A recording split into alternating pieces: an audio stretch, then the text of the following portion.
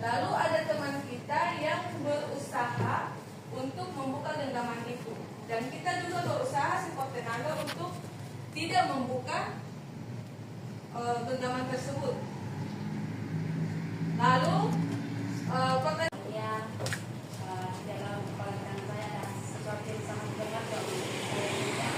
Tentunya saya berusaha dengan sekuat tenaga untuk untuk tidak membuka kepala kanan itu, supaya apa yang berharga yang saya buka dengan alasan begini-begini, saya menutup dengan alasan begini-begini. Nah, ketika kita membuka tangan kita, maka ada momen bahwa kita kehilangan kendali. Lalu ada pembelajaran yang berharga, dan ada kita kesempatan untuk bernegosiasi. Lalu ketika kita menutup kepala tangan kita, pertahankan kendali, integritas, dan keyakinan diri dalam menghadapi tekanan dari orang lain. Lalu pengalaman ini juga kita gunakan untuk mengembangkan keterampilan dalam mengelola situasi sulit dan mempertahankan prinsip-prinsip dari diri kita sendiri. Oke. Nah, di sini materi yang akan saya sampaikan itu adalah budaya positif. Mungkin saya hanya berbagi apa yang saya tahu tentang materi ini. Kita semua pasti sudah pernah mendengar, pernah mengetahui apa itu budaya positif.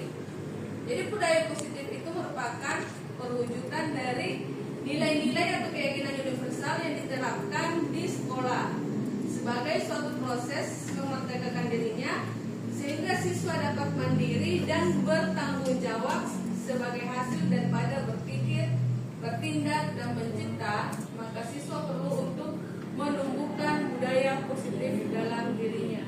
Mungkin ada teman-teman yang tahu atau pernah mendengar apa itu budaya positif.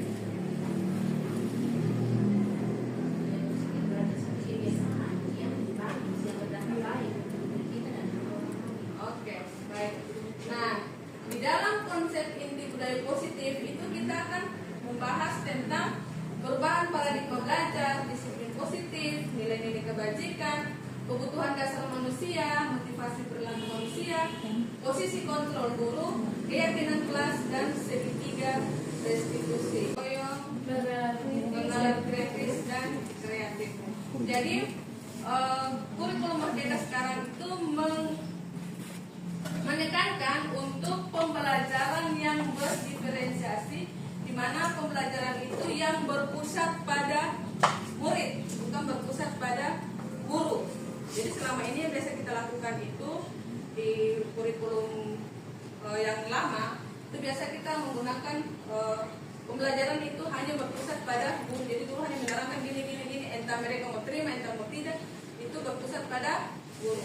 Tetapi sekarang itu ditekankan untuk pembelajaran yang berpusat pada murid dengan mewujudkan profil pelajar Pancasila. Next. Nah, miskonsepsi tentang teori kontrol dari William Glasser. Ilusi bahwa guru mengontrol murid. Itu yang biasa terjadi di dalam sekolah kita, di dalam kelas kita. Kita yang mengontrol murid. Jadi apapun yang kita katakan, siswa harus ikut. Lalu ilusi bahwa semua penguatan positif, efektif, dan bermanfaat. Ilusi bahwa kritik dan membuat orang lain merasa bersalah dapat menguatkan karakter. Jadi membuat orang lain merasa bersalah, membuat siswa merasa bersalah, itu dapat menguatkan. Itu merupakan salah satu cara penerapan disiplin yang bertujuan untuk menumbuhkan kesadaran dan memberdayakan siswa tanpa imbalan atau penghargaan atau reward, ancaman atau hukuman. Jadi disiplin positif itu kita menumbuhkan kesadaran bagi siswa bahwa apa yang mereka lakukan itu tanpa ada penghargaan atau reward, ancaman atau hukuman. Next. Nilai-nilai kebajikan. Nilai-nilai kebajikan yang disepakati bersama lepas dari suku, bangsa, agama, bahasa maupun latar belakangnya. Nah, nilai-nilai ini merupakan payung besar dari sikap dan perilaku kita. Atau nilai-nilai ini merupakan fondasi kita berperilaku. Nilai-nilai kebajikan adalah sifat-sifat positif manusia yang merupakan tujuan mulia yang ingin dicapai setiap individu. Nah, ada beberapa contoh nilai-nilai kebajikan dari beberapa institusi atau organisasi. Untuk menerapkan nilai-nilai kebajikan tersebut, kita harus berpatokan pada kebutuhan dasar manusia.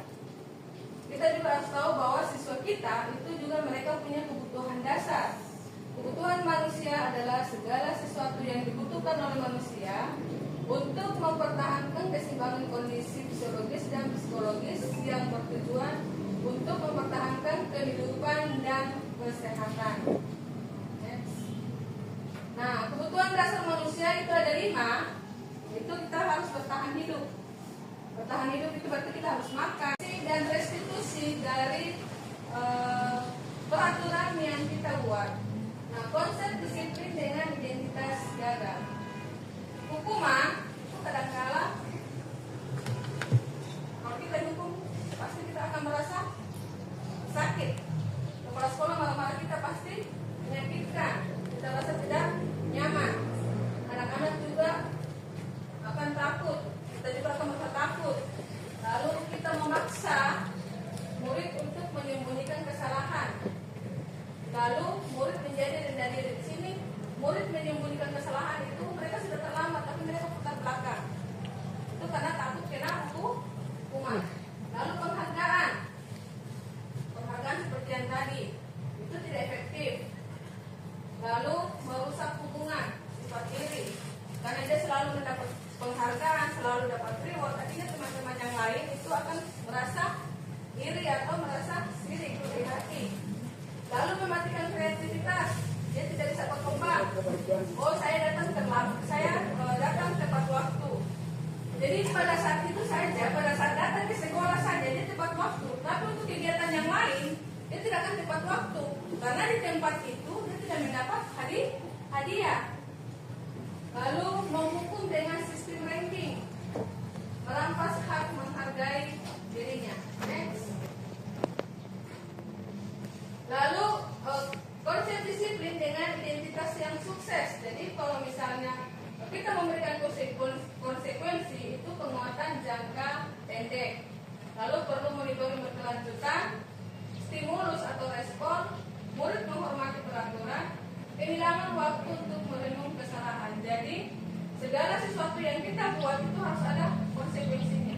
Oh, terlambat berarti konsekuensinya apa? Tidak mengerjakan tugas berarti konsekuensinya apa? Tetapi akibat yang terjadi dari konsekuensi yang kita buat itu adalah penguatannya jangka pendek. Perlu monitoring berkelanjutan, stimulus, murid hanya menghormati peraturan. Lalu kehilangan waktu untuk merenung kesalahan. Jadi pada saat itu saja, saya sudah dapat hukuman. Jadi dia sudah nanti yang berikut lagi dia buat lagi. Lalu restitusi. Restitusi itu murid bertanggung jawab untuk perilakunya, fokus pada pemecahan masalah jangka panjang, murid menghormati dirinya dan orang lain, teori kontrol seperti yang tadi kita sampaikan, kita tadi lakukan, dirinya memegang kontrol, lalu murid bersemangat memperbaiki kesalahan. Next. Nah, pendekatan restitusi seperti yang kemarin ada yang punya modul apa itu restitusi. Restitusi adalah proses menciptakan kondisi bagi murid untuk memperbaiki kesalahan mereka sehingga mereka bisa kembali pada kelompok mereka dengan karakter yang lebih kuat. Ciri-ciri restitusi bukan untuk menebus kesalahan, namun untuk belajar dari kesalahan, memperbaiki hubungan, tawaran bukan paksaan. Restitusi menuntun untuk melihat ke dalam diri. Restitusi mencari kebutuhan dasar yang mendasari tindakan. Restitusi diri adalah cara yang paling baik. Restitusi fokus pada karakter, bukan tindakan. Restitusi fokus pada solusi. Restitusi mengembalikan murid yang berbuat salah pada kelompoknya. Nah, kita akan lihat di sini perbedaannya. Contoh kasus, siswa yang sering terlambat masuk sekolah. Untuk siswa yang terlambat masuk sekolah, kita akan memberi hukuman. Guru menghukum siswa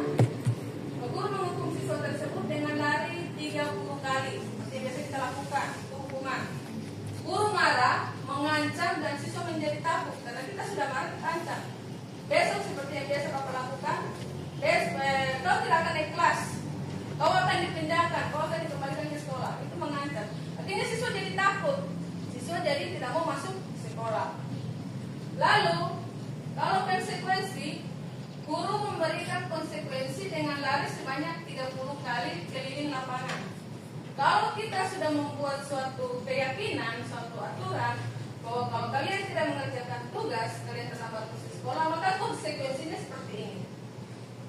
Nah, guru tegas dan siswa menghormati peraturan karena sudah ada kesepakatan dari awal. Lalu restitusi. Guru menanyakan keyakinan sekolah, guru menanyakan solusi dari masalah siswa tersebut, guru membantu siswa menyelesaikan masalahnya, guru terbuka dan siswa menghormati dirinya dan orang lain. Jadi restitusi itu kita panggil, guru tanya, kira-kira kemarin kita sudah sepakat kalau misalnya terlambat itu konsekuensinya apa? Itu kita tanya kembali, kita review kembali apa yang kita sudah sepakati. Lalu kita tanyakan ulang, kira-kira kalau tidak mau terlambat lagi solusinya bagaimana? Nanti mereka sendiri akan mencari solusi. Oh, berarti kalau saya terlambat, saya harus bangun pagi lebih awal. Supaya saya bangun pagi lebih awal, malamnya juga saya harus tidur lebih awal. Itu kita menanyakan solusi dari masalah siswa tersebut. Nah, di sini kita membantu siswa dia menyelesaikan masalahnya sendiri. Next. Nah, di sini ada segitiga restitusi. Segitiga restitusi itu yang pertama, menstabilkan identitas, validasi tindakan yang salah, menanyakan keyakinan. Pertama, menstabilkan identitas. Contoh, kita panggil, terus kita ajak diskusi. Kita manusia, berbuat salah itu tidak apa-apa. Lalu, tidak ada manusia yang sempurna. Saya juga pernah melakukan kesalahan seperti itu. Kita mulai cerita dulu waktu sekolah juga begini-begini, pasti kita akan cerita itu. Tapi kita bisa menyelesaikan masalah ini dengan cara apa? Nah, Bapak Ibu atau saya yang kita yang berdiskusi dengan siswa tidak tertarik mencari siapa yang salah, karena kan kadang-kadang anak-anak mulai menyalahkan, oh ini karena saya terlambat antar, terlambat ini makanya saya terlambat masuk sekolah. Tapi kita mencari solusi dari masalah ini. Nah, kamu bisa berhak merasa begitu. Apakah kamu sedang menjadi teman yang baik buat dirimu sendiri? Jadi kalimat-kalimat ini kita keluarkan untuk kita menstabilkan identitas anak itu kembali. Artinya kita menggali jati diri anak itu kembali supaya dia sadar bahwa apa yang dilakukan itu salah, bukan hanya serta-merta kita marah-marah. Next. Nah, kita validasi tindakan yang salah. Padahal kamu bisa melakukan yang lebih buruk dari ini ya. Contoh, kita menemukan anak kita yang sedang merokok. Berarti kalau kamu sudah merokok, berarti kamu bisa melakukan hal yang lebih buruk. Misalnya minum minuman keras. Padahal kamu bisa melakukan hal yang lebih buruk dari ini. Kita bisa mengeluarkan kata itu.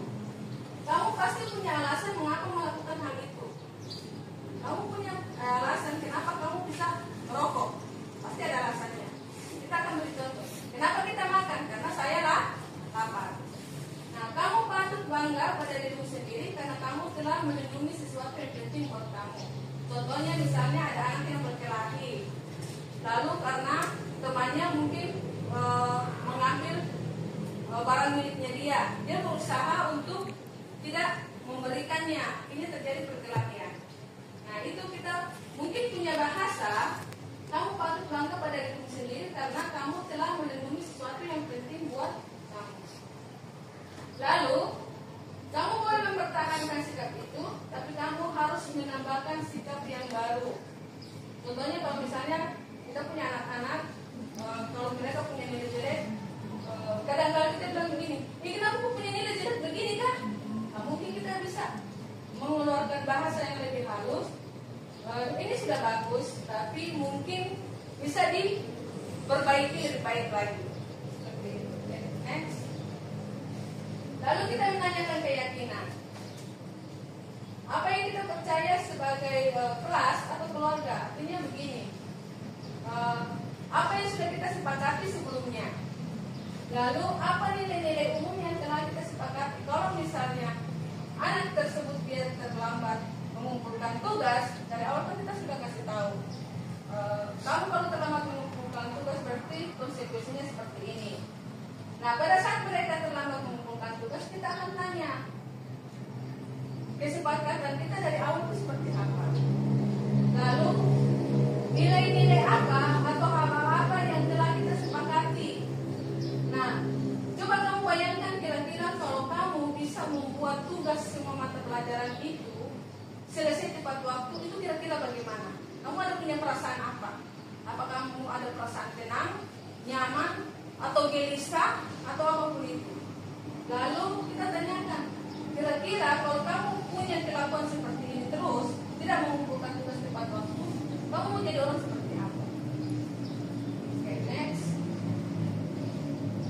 Nah, di sini setelah kita mempelajari ketiga restitusi tersebut, kita akan berada pada 5 posisi kontrol guru. Nah, di sini ada penghukum, si pembuat merasa bersalah, sebagai teman, lalu pemantau dan manajer. Jadi ini posisi kontrol guru yang biasa melekat di diri kita. Nah, kita sebagai penghukum nih, dengan suara tinggi, bahasa tubuhnya mata kita melotot, lalu jari menunjuk atau menghadap, terlambat lagi. Biasanya kita gitu, kamu terlambat lagi, lalu datang terlambat. Kapan bisa datang tepat waktu? Tanyakan kepada diri kita sendiri, refleksi. Bagaimana perasaan murid bila guru berbicara seperti itu pada saat muridnya datang terlambat? Hasilnya, kemungkinan murid akan marah dan mendendam atau bersifat agresif. Bisa jadi sesudah kembali duduk, murid tersebut akan mencoret-coret bukunya atau meja tulisnya. Dan buruk lagi, sepulang sekolah, murid mungkin melihat motor atau mobil bapak ibu guru dan akan menggores kendaraan tersebut dengan paku. Mungkin karena untuk pelampiasan rasa marahnya tadi. Lalu posisi kontrol yang berikut itu sebagai pembuat merasa bersalah. Dada suara memelas atau halus, sedih, lalu bahasa tubuh merapat pada anak-anak. Ada misalnya, Adi, kamu ini bagaimana ya? Kamu sudah berjanji dengan ibu tidak akan terlambat lagi. Kenapa kamu ya senang sekali mengecewakan ibu? Ibu benar-benar kecewa sekali. Kadang-kadang bahasa ini kok keluar. Kamu tidak kasihan kan melihat ibu marah-marah terus, suara keras sama kalian. Itu bahasa-bahasa itu yang membuat si pembuat itu dia merasa bersalah. Hasilnya murid akan merasa bersalah. Bersalah telah mengecewakan ibu atau bapak gurunya. Lalu murid akan merasa gagal murid akan menjadi orang yang gagal dan tidak sanggup membahagiakan orang lain.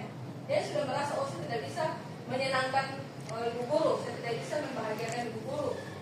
Kadangkala sikap seperti ini lebih berbahaya dari sikap penghukum, karena emosi akan tertanam rapat di dalam hati murid-murid. Nah, ini murid itu akan merasa tertekan dan tiba-tiba akan suatu saat akan meletus amarahnya, dan ini bisa menyakiti diri sendiri atau orang lain. Ini yang kadang-kadang orang bilang diam-diam makan dalam ya. Jadi kalau kita marah, diam saja, tapi sekali waktu dia akan meledak. Lalu posisi kontrol yang ketiga itu adalah sebagai teman. Nah, kadang-kadang ini juga kita lakukan. Suara ramah, akrab, kita bercanda, lalu kita merapat pada murid, lalu kita senyum-senyum, kita sampaikan bahwa, Adi, ayolah, bagaimana sih kamu? Kemarin kamu sudah janji ke bapak bukan? Kenapa terlambat lagi? Sambil tertawa ringan. Ya sudah, tidak apa-apa, sana dulu. Nanti Pak Guru bantu kamu ini sambil senyum-senyum. Nah, bagaimana perasaan murid dengan sikap guru seperti ini? Murid itu akan merasa senang dan akrab dengan guru. Ini termasuk dampak yang positif. Hanya di sisi negatif, murid menjadi tergantung pada guru tersebut. Bila ada masalah, dia merasa bisa mengandalkan guru tersebut untuk membantunya. Akibat lain dari posisi teman, Adi hanya akan berbuat sesuatu bila yang menyuruh adalah guru tersebut, dan belum tentu berlaku yang sama dengan guru atau orang yang lain. Ini sering terjadi karena mungkin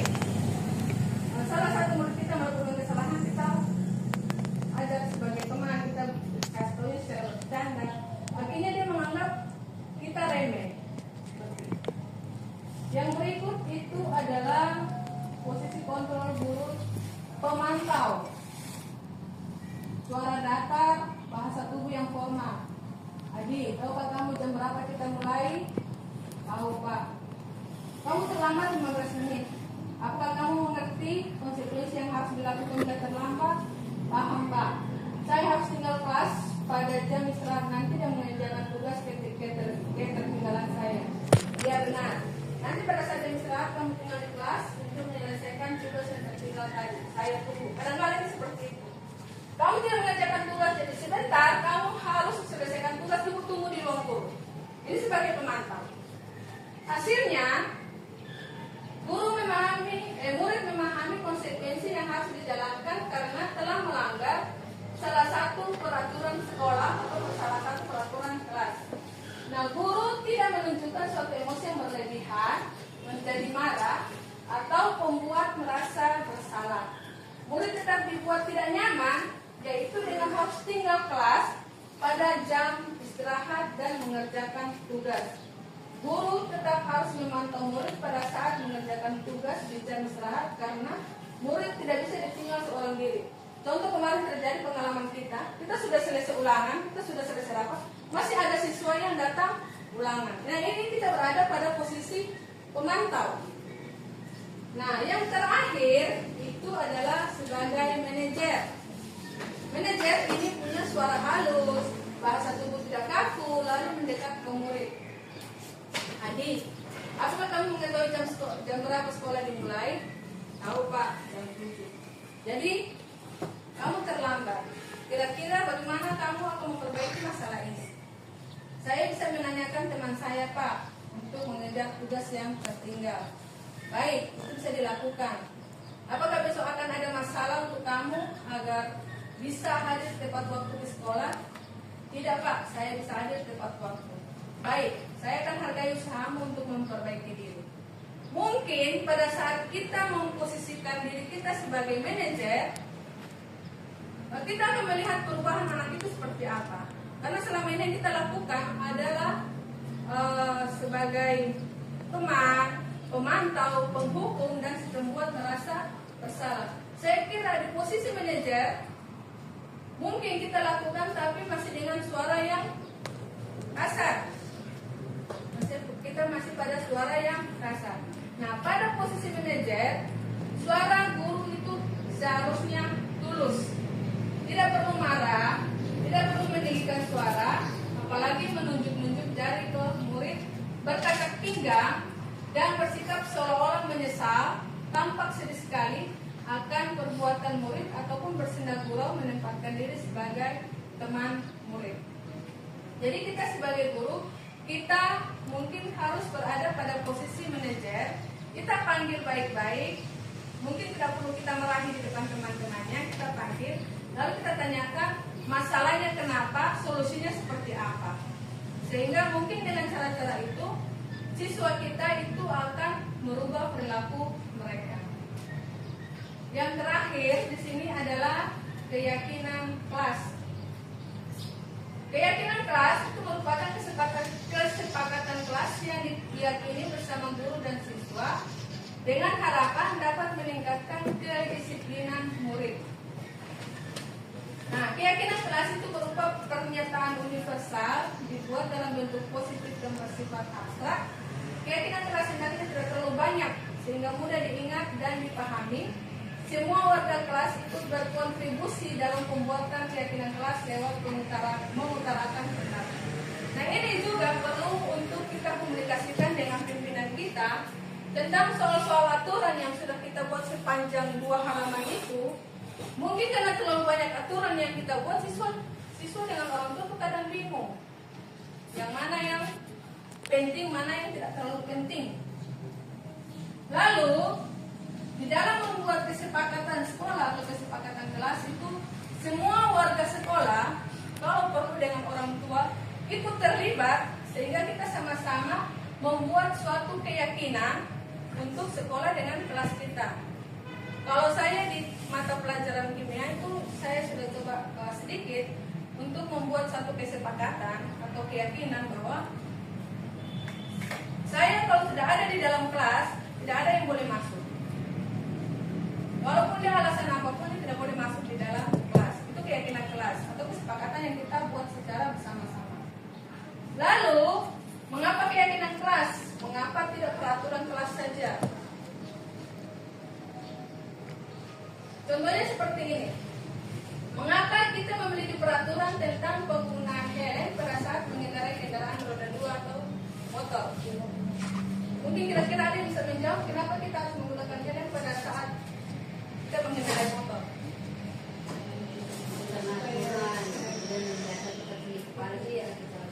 Kita menjaga kesehatan, kita menjaga keselamatan. Lalu, mengapa kita memiliki peraturan tentang penggunaan masker dan mencuci tangan setiap saat? Ya, karena kita akan merasa bahwa itu untuk kesehatan kita, itu untuk keselamatan kita. Dan kita yakin bahwa apa yang kita sudah sepakati itu karena ada sesuatu hal di situ. Kenapa dibuat keyakinan kelas bukan peraturan? Mungkin ada yang bisa menjawab. Kenapa bukan peraturan tapi keyakinan? Peraturan itu dibuat dilanggar. Kebanyakan demikian. Mengapa keyakinan kelas? Kenapa tidak peraturan kelas saja? Kalau peraturan kan tidak semua mesti bisa mengikuti. Tapi kalau sudah keyakinan kan tentunya itu sudah bisa melakukan. Iya. Yakin. Karena kenapa kita tidak buat peraturan? Karena peraturan itu kadang-kadang anak-anak mau coba-coba. Tetapi kalau kita membuat keyakinan kelas, kita percaya bahwa apa yang kita buat itu kita yakin bahwa itu ada sesuatu di baliknya. Contohnya seperti ini. Kenapa kita harus memakai helm pada saat mengendarai kendaraan bermotor? Karena kita yakin bahwa kalau kita memakai helm, kita yakin pasti kita akan selamat. Kenapa kita harus memakai masker dan mencuci tangan? Karena kita yakin dengan memakai masker dan mencuci tangan kita akan menjaga kesehatan. Next. Oke. Nilai-nilai keselamatan atau kesehatan inilah yang kita sebut sebagai suatu keyakinan, yaitu nilai-nilai kebajikan universal yang disepakati secara tersirat dan tersurat, lepas dari latar belakang suku, negara, bahasa maupun agama. Oke, baik. Terima kasih. Kita lanjut di YouTube. Sekarang kamu dulu aja.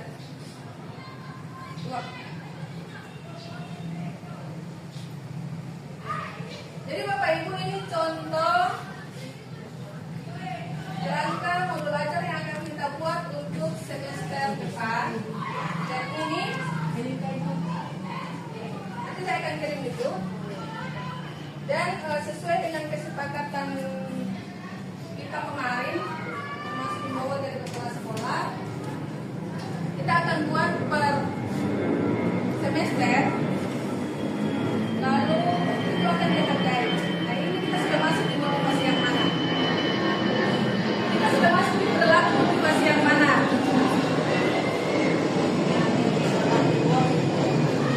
Kita harus sesuatu dengan pertanyaan. Jadi nanti itu yang akan dihargai. Jadi Bapak Ibu teman-teman jangan salah tangkap ya. Satu modul per mata pelajaran. Jadi kalau misalnya sejarah Indonesia, berarti sejarah Indonesia kelas 10, 11, 12 itu 250. Karena kemarin memang ada sempat yang tanya lagi, Bapak apakah itu per kelas? Jadi dia per mata pelajaran untuk semua jenjang. Jadi kalau yang pegang 2 mata pelajaran yang berbeda, 3 mata pelajaran yang berbeda, berarti itu akan dikali 3. Nah, ini kerangkanya yang sudah ada. Coba fotonya di PowerPoint tadi.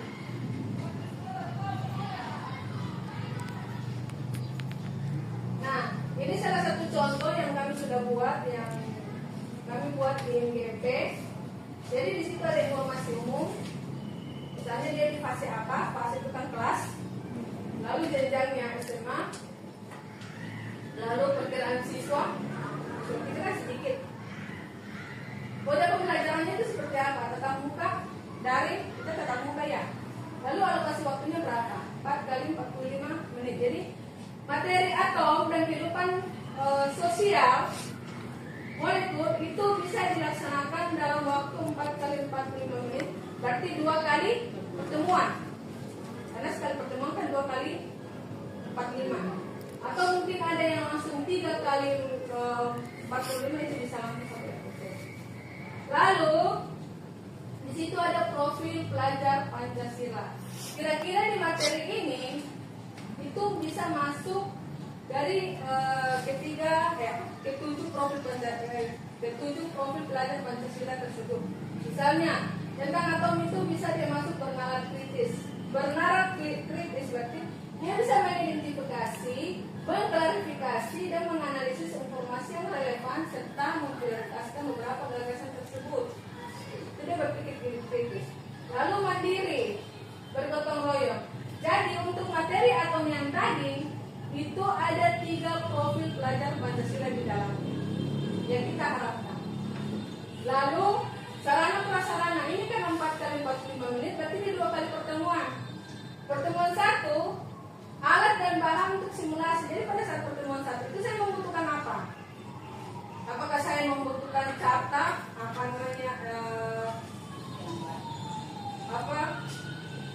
media pembelajaran yang dari kertas manila itu? Lalu apakah saya menggunakan print out yang kita sudah print lalu kita bagikan? Nah, apakah kita menggunakan itu? Atau kita menggunakan fokus? Atau kita menggunakan media ajar yang lain, misalnya buku paket atau mungkin ada bahan bacaan yang kita berikan. Lalu pertemuan kedua, print out lembar kerja.